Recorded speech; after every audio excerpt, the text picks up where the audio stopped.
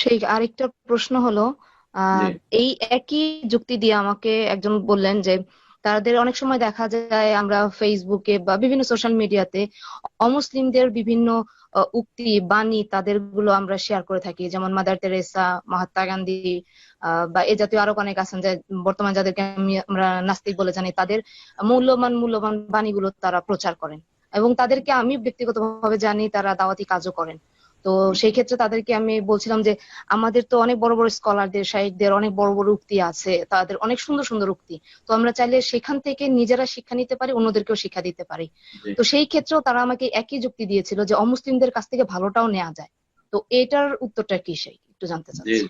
এটার উত্তর কোরআনে কারীম আল্লাহ বলেছে, ফামাযা বাদাল হক ইল্লা দলাল ফান্না ইউসরাফুন। হকের পরে আর হক হচ্ছে আল কোরআন, হক হচ্ছে আল কোরআন, হক হচ্ছে as-সুন্নাহ, ওহী, দুই ওহী।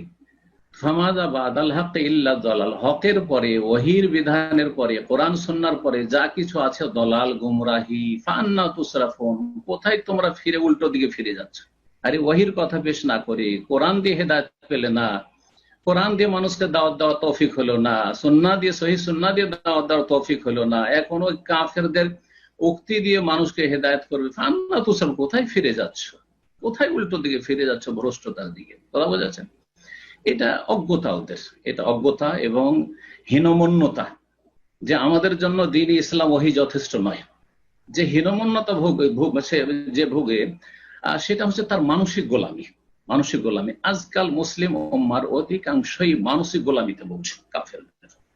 তার মধ্যে এক শ্রেণীর লোক দাওয়ার কাজ করছে, তারপরও কাফেরদের মানসিক গোলামিতে ভুগছে, যার ফলে মনে করছে যে আমার এই কথাটি, ইসলামের কথাটি শক্তিশালী হবে যদি ট্রেসার কথা পেশ করি, যদি পেশ করি আপনার গান্ধীর কথা, যদি আর কারো কথা পেশ করি। আহ এইসব কথা আসলে গুমরাহি তাদের, এবং যেটা বললাম যে হীনমন্যতা। আর হীনমন্যতা হচ্ছে মানসিক গোলামি।